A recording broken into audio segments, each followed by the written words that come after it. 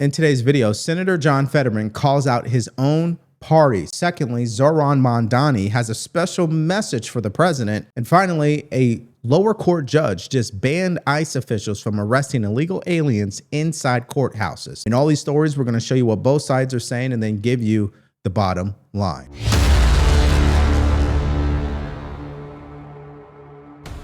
I'm the only Democrat in my family. I grew up in a conservative part of Pennsylvania, and I grew up and I know and I love people that voted for President Trump. But they are not fascists. They're not Nazis. They're not trying to destroy the Constitution and those things. And that's part of another thing. I refuse to call people Nazis or fascists, or I would never compare anybody to Hitler and those things. And now that kinds of extreme rhetoric is going to continue. We're going to be more likely in resulting in extreme kind of outcomes and political violence and doing all these kinds of things like Charlie Kirk. For me, all I could say is like, let people grieve. Give people the space. I'm not going to use that terrible thing and that Pasek assassination to make my argument and try to put out my views. It's like, my God, you know, he's a father that had his neck blown out by a bullet. And now people have forgotten. President Trump was in my state, was shot in the head. And if that would have, could you imagine where our nation would be if he was hit in the same way with Kirk? We really got to turn the temperature down. And we can agree to disagree on these kinds of things. But right now, shutting down the government, I just can't take it that. So what you guys are watching there is a town hall hosted by News Nation. You can watch the full thing by just going over to their YouTube channel. But I wanted to talk about it because Senator John Fetterman, he's dropping some truth bombs over and over again on his own party. He's telling the brutal truth. And I agree with him. You know, we've lost this ability to disagree with each other politically and think it's still okay. You know, like everybody thinks it's an emergency when you're disagreeing with somebody politically. It's not. All right. They're human beings. They're American citizens. And I think people on the conservative side of this political spectrum agrees with me on that. They don't have a problem seeing a Democrat change their views or debate with them and say, hey, you know, if that's what you think, fine. But for a Democrat, particularly ones that are more progressive and are far left, they can't handle dissent and debate. That's why they refuse to show up for them. Now, here's another statement by Senator John Fetterman that I thought was truly profound and has something to do with Kamala Harris as well. Take a look. Do you think Harris could have gotten a deal with Hamas? Well, I mean, you know, you brought up a good point. I think I was the only Democrat early on to give President Trump credit for the peace deal. Why wouldn't you? Do you I mean, think that's Harris could have gotten it? Well, again, I don't know. She's not the president. But where I'm at right now, it's like, ask any of the hostages or their families. They think President Trump was a hero and he deserves, you know, the kind of deal for that thing. I think that was really a remarkable development. Do you think Harris could have got him out? No. I think it's a silly question. It's a what? I think it's a silly question. Wait. Do you agree that it's a silly question? That's why they're clapping. Okay. They're clapping because they... Security, right here. I think the most important point is just realizing who did it, not hypothetically or anything. I'm saying it's like, here's what happened. And there are actual members of my party that have refused to even acknowledge that this was significant. Well, you know, and that's for me, where it's like, hey, you know, our politics might be different, but this was a significant development. See, the biggest lesson from tonight from Senator John Fetterman for his party is, if you believe President Trump is childish and he's mean and he has these 3 a.m. posts that you don't like and he's unbecoming of the office, that doesn't mean you have to act that way too. This is really mindset 101. Just because someone else is acting out of line doesn't mean you have to. It's not the event itself that's going to hurt you. It's your reaction to it.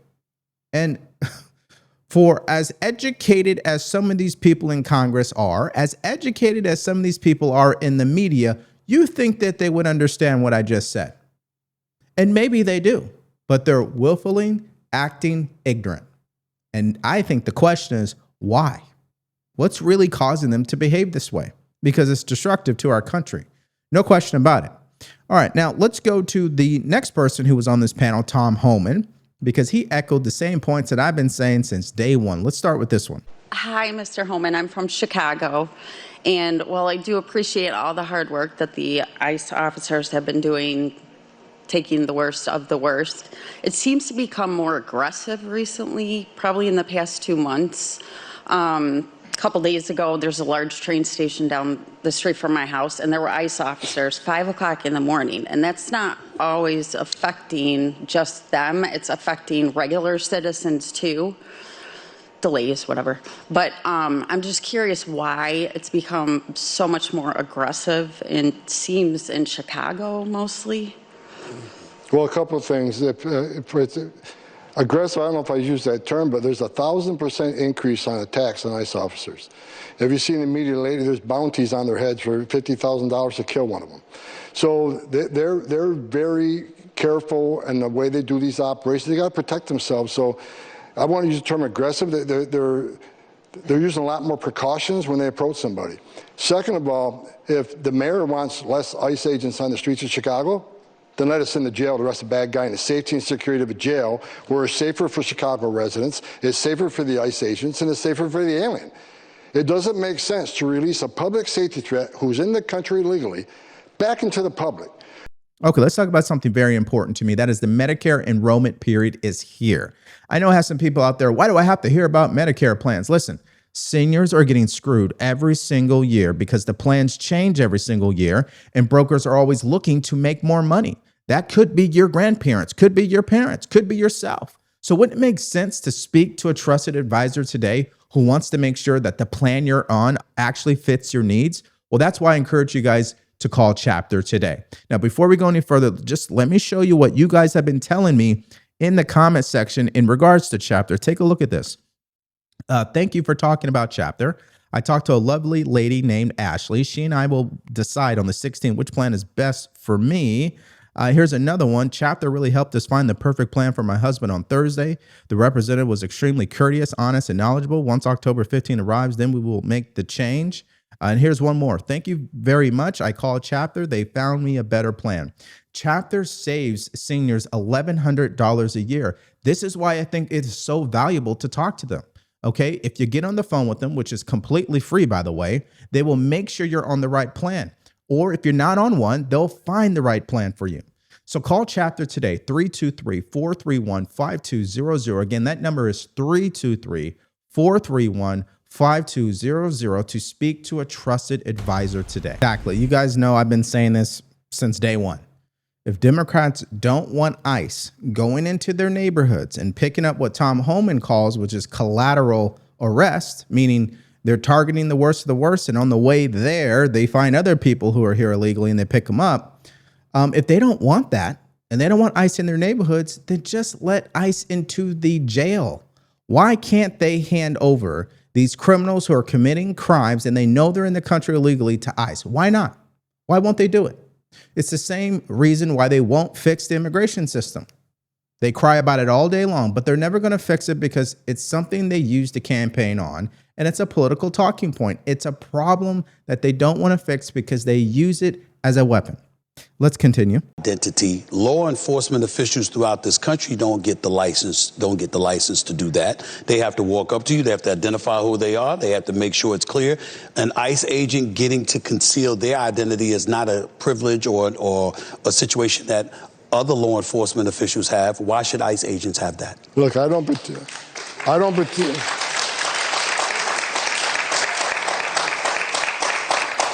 particularly like the mask either, but name another law enforcement agency that's over 1,000% attacks on them. And name another law enforcement agency whose spouses and children have been doxxed on social media and been attacked and bullied in churches and schools. These men and women put a gun on their hip and wear a Kevlar vest to go on the streets every day, look for the worst of the worst, makes this country safer. Them wearing a mask, if that protects them and protects their families, then that has to be done. No one, you know. I remember the days some of these cities, if they weren't wearing a mask during COVID, you got reported to the police and got arrested for it. These men and women are trying to protect themselves and their families. And again, I don't like the mask. I wish there wasn't need for it. But there's not another law enforcement agency dealing with the attacks that ICE is dealing with right now. Guys, when you have a bounty being placed on your head by Mexican cartels, and you have people in these local neighborhoods who are attacking ICE officers and obstructing them from doing their job, and you have the local police refusing to hand over criminal legal aliens to you, what do you expect ICE to do exactly? And the difference between President Trump and President Obama is President Obama had deportations at the border, not deportations in the community. They didn't make it into the country. They were apprehended at the border. Well, because of Joe Biden and his malpractice, he opened the border and at least 15 million people entered. And a lot of these people are not here innocent. They're not innocent. They're criminals. Not every single one, but there's a good amount that are. And the fact is they still came here illegally. They are subject to deportation. Don't like it. Change the law, Congress. And it's interesting how all of these people screaming and protesting, they're not screaming and protesting at Congress. Why is that? Because they're being misled. As far as the question is, okay, how about the ones that aren't national security threats, not public safety threats, not national security threats, not gang members? Who are they? They're collateral arrests. Because when the sanctuary cities force us into the neighborhood to find a bad guy, because they won't give us access to the jail, so now we got to go to the neighborhood and find them. When we find that criminal, many times they're with others who are in the country legally. We're not walking away from them. We're going to enforce immigration law, unlike the last administration did. So even if collateral people, they are subject to deportation, even if they don't have a criminal record? Absolutely. If they're in the country legally, Yeah. It's not okay. Bottom line is, it's a crime to enter the United States illegally, and we're not going to turn a blind eye to that. Yeah, this is nothing different than any agency out there. Right now, the way they're running it is zero tolerance. I'm not surprised. Neither should you.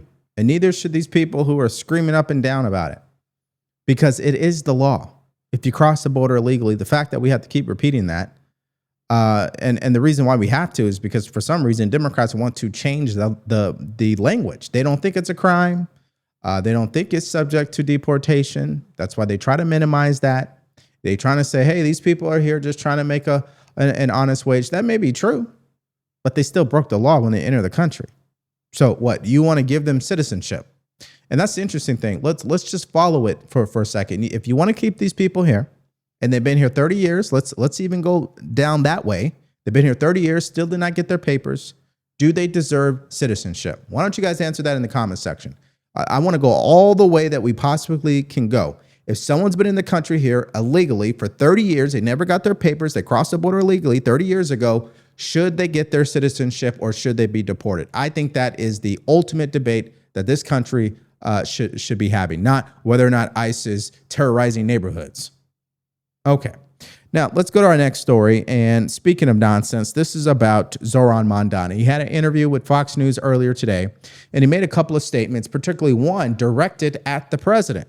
Take a listen. I just want to speak directly to the president, which is that I will not be a mayor like Mayor Adams who will call you to figure out how to stay out of jail. I won't be a disgraced governor like Andrew Cuomo who will call you to ask how to win this election. I can do those things on my own. I will, however, be a mayor who's ready to speak at any time to lower the cost of living. That's the way that I'm going to lead this city. That's the partnership I want to build, not only with Washington, D.C., but anyone across this country. I think it's important because too often the focus on the needs of working class Americans, working class New Yorkers are put to the side as we talk more and more about the very kinds of corrupt politicians like Andrew Cuomo that delivered us into this kind of crisis. Okay, here's the bottom line about Zohran Mamdani. I've been paying attention to this. You know what the difference is between him and the rest of the Democrat Party? He actually has ideas. He's young and he can communicate those ideas in a confident, articulate way. Those ideas clearly will destroy this country. No question about that. But you cannot hate on the fact that he knows how to communicate them. That's something Kamala Harris lacked at the highest level. And so he's going to be the next New York City mayor. Andrew Cuomo, a terrible candidate, terrible history, terrible governor. And at the worst time during COVID, he's got some stains on his resume. I don't think he has a chance, but that's just me. I might be wrong. If you're from New York City, why don't you let me know? At any rate, Let's watch this next clip. This is about taxes. Like I said, he knows how to communicate his ideas in an articulate way. And here is an idea that would absolutely destroy New York City. Take a look. So a lot of individuals in this city pay more than 50% of their income in taxes. When you talk about a fair share, how much more than, what is the fair share? What's the number? I've said that we should increase personal income taxes by 2%. Is fair? And my point is this. Give up more than half of your income. That's if you're making $1 million in New York City, or more than that, you can afford to pay 2% more. And the reasons you can afford to do so is because that money will be used to better your quality of life as well. Yeah. Because when I speak to the wealthiest New Yorkers, I hear concerns about the cleanliness of the city, the quality of life in the city, questions of public safety. This money is the money that will be used to deliver on those things so that we can ensure that we have a return on investment for all of the money that we are raising and spending right here across the 5 boroughs. Okay, let me just break down the numbers for you guys. If you make $25 million or more in New York City, you're the one paying 52% right now. Federal, state, and city combined, okay? But here's where Mamdani comes in. If you're making $1 million or more, he wants you to pay 52%. So $1 million and up, 52%. Now, I'll just stop right here before I go any further. Do you agree with that? Let me know in the comments section below, especially if you live in New York City. Now, the problem with that thinking is the same problem that happened in California. Why would someone pay for that if they don't know what they're getting, especially if they're getting things they don't agree with? For example, in California, why would someone continue to pay the highest taxes in the nation when the cost of living is the highest? Think of San Francisco. Why would someone continue to pay high tax if there's a homeless issue? Why would someone continue to pay high taxes if electricity costs are high? What about the quality of education, which has gone down? See, that's why it doesn't make sense to live in California today. 20 years ago, that was a different story. Today, no thank you. That's why so many people have left, in the millions at this point. It's the same thing that's going to happen to New York City. People will just move. It just because it doesn't financially make sense. It's common sense if you think about it. Okay, so one more clip for you. Here's Mamdani talking about how he would handle repeat offenders. Take a look. But why was he on the street is the question. Why was he on the street? Because we have a broken system. They lowered his bail. He had a bail he couldn't pay. Then they lowered the bail, and then he could pay it. Imagine if you're this family, and they look at 33 prior arrests, and why? Why was this man on the street? What would stop him in your administration from being on the street? Because what we would do is actually address the systemic problems that would ensure that someone who goes through the system this many times is actually, his issues are addressed, the services are provided. Right now, all we have is going in and out, especially when it comes to mental health. I'll give you an example. Where would he be in your world? Where would he be? In a mental institution? He would actually be getting services from the first time that he was arrested, as opposed to having to go through them 33 times. So according to Mamdani, he'd like to give this individual mental health services the first time they commit a crime. Now, what those services actually look like, I don't know. Am I open to that idea? Sure, but they still should be put in jail. See, there is no scenario in my mind where people should not be going to jail after committing a crime. Okay, so you should be held accountable. And then we'll give you some resources to get your mind right. That way, both sides get exactly what they want. Someone off the street, and for the people who are ultra compassionate, you can give them those mental health services. I'm cool with that. But to defund the police and not have these people in prison, etc., I think that is a bad idea. That's just me. And now this takes us to our next story, where a county judge has banned ICE officials from arresting illegal aliens who are inside of the courthouse. I mean, this is just more judicial tyranny, if you ask me. Let me read a little bit of this, and we're going to show you a clip here from Trisha McLaughlin. A Chicago judge signed an order Wednesday prohibiting Immigration and Customs Enforcement from making arrests at Cook County courthouses, citing concerns about fear or obstruction while suspected illegal immigrants attend court proceedings. Local officials in the Midwest sanctuary city, which the Trump administration has targeted in its federal immigration crackdown, claimed people were avoiding court because they were afraid of being detained. The order bans immigration authorities from making civil arrests of any party, witness, or potential witness during court appearances. Now, let's see that reaction from Trisha McLaughlin. Yeah, and it's caught right there. I mean, you got the ABC affiliate talking about how they're throwing rocks at the cops, and then they disperse the tear gas, and then you have Pritzker on there. I mean, it's so unbelievably irresponsible. He should be ripped from his seat in the governor's office. He should not be allowed to manage anything in this country. Cook County judge, and then that's just the political side. Let's get to the legal side of this. The Cook County judge, Timothy Evans, is now barring ICE from arresting illegals at immigration court. I don't even know if he can do that. Another judge banning ICE from putting up a fence outside the Broadview facility in the Chicago area after these seemingly endless protests and riots. Do these judges have any ability to control federal immigration officers and what they do? Well, we will appeal this time and time again, and that fence was essential because our Broadview facility, which is out of Chicago, was under siege by these violent rioters, Antifa-affiliated individuals, and President Trump, he has directed us to make sure we're finding the funding streams as well for these Antifa domestic terrorists and these other violent individuals who are going after our law enforcement. But our message, whether it be to J.B. Pritzker and Brandon Johnson or these violent cartels, we will not be intimidated. We will not bend the knee. Our law enforcement have the backing of President Trump and Secretary Noem, and we will do everything in our power to continue to remove the worst of the worst from Chicago and Illinois communities. Yeah, so why don't I get your guys' reaction in the comments section below to this ruling from this judge? I just think it's insanity. Now, I understand the logic, okay? If people who are trying to get their papers in order or they have their papers in order or whatever they could. Yeah, see, I understand the argument they're trying to make. They believe because ICE are hanging out at these courthouses that migrants are less likely to show up. Well, here is the deal. If you entered this country legally, you have nothing to worry about, okay? It's the people who entered the country illegally. Those are the problem. Those are the people that should be scared because they know they broke the law. And this ruling is just aiding those people and allowing them to continue to break the law. That's just my opinion on it. Okay, so that was just a quick update.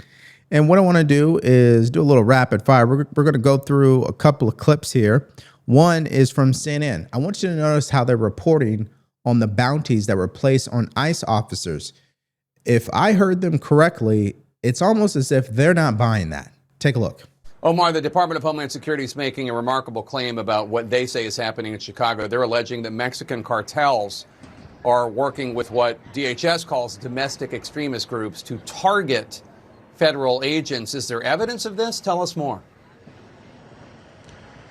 Well, they are citing, quote, credible evidence. That is what they are using, claiming criminal networks have issued explicit instructions to those sympathetic to that cause against ICE agents to carry out violence against folks. Now, what that specific evidence is, we have not seen. There is a case on the books of a man accused of being a Latin Kings member who allegedly put out a bounty on Gregory Bovino's life, the commander and leader in Customs and Border Protection. Sorry, the folks beeping in support, or I guess against ICE. So that's what you might be hearing here. But again, as to what specifically they're talking about in their release, we don't quite know. One dynamic, though, to keep in mind is to this point, we have seen a slight difference between what DHS puts out in press releases and what actually makes it into court. In the Martinez case, for example, the initial press release talked about her being armed with a semi-automatic weapon before being shot.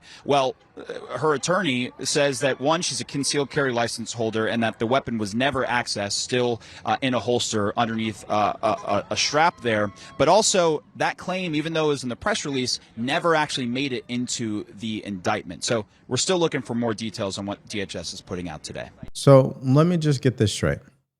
Whether she had a weapon or she didn't have a weapon, whether it was a pistol or a semi-automatic weapon, the fact of the matter is she engaged in trying to ram ICE officers off the road. Yes or no? And she did get indicted by a jury of her peers. But this is what mainstream media likes to do. Dumb down exactly what happened, undermine the president or President Trump's administration because they love to persuade public opinion, especially against conservatives. That's exactly what you just heard there. It's just interesting. Okay, now let's go to this next clip, which is Tampon Tim Walz. And the reason why I wanted to react to this is because as an entrepreneur myself, I feel the need to speak on this. I want you to hear what he says about President Trump. late last night. Take a look. Well, look, I do believe this. Our folks want markets. They don't want these bailouts. This is a short-term fix. Like I said, this is going to be year after year after year. The irony of this whole thing is, and I continue to say this, of all of Donald Trump's failures and the biggest myth, that this guy understands business. He's an absolute abject failure at business. And this whole policy around this is a failure. And the only way to get off this is to let the markets go back. And the irony, again, is calling Democrats socialist when I am begging for free markets here to allow capitalism to work and allow our markets to go. Donald Trump is the one with government interference. And the damage that he's doing, again, he is strengthening China. He's strengthening, Argentina, make Argentina great again. I guess they can just switch the hats. I don't know. Okay, so they were talking about soybean farmers who were clearly upset at what happened with China as China started to play hardball with America regarding soybeans. And that's another video for another day for the record. But I just want to address the business point. He says that Donald Trump isn't a good businessman. Let's just think about this using our intelligence. How could someone be shitty at business and still be a billionaire and was elected to the presidency twice? How could someone be shitty at business and was responsible for building the skyline in New York City? He didn't build every single building, but he has a good hand in some of them out there. I just don't get where they get their logic from. Results tell the story. If you're a billionaire and you were elected twice by the American people, I'm not too sure that makes you a terrible businessman, if that makes sense. I don't know. But I just wanted to kind of react to that briefly. All right, let's hear from you guys in the comment section below to these stories today, starting with the town hall on News Nation. What did you think of Senator John Fetterman and his message about his own party dropping the brutal truth, right? Tom Homan explaining exactly what we've been saying, that Democrats just hand over these criminals to ICE and then they won't have to go into the neighborhoods. Doesn't that make sense to you guys? I think so. And for everything else we discussed in this video, including Mamdani, just give me your thoughts and more in the comments section below. Now this takes us to our next video where the FBI made a shocking announcement in the Oval Office earlier today. And we're talking about violent crime, violent arrests, and results for the American people. So if you missed out on that update and more from earlier today, all you have to do is click on that video because it's coming up right now.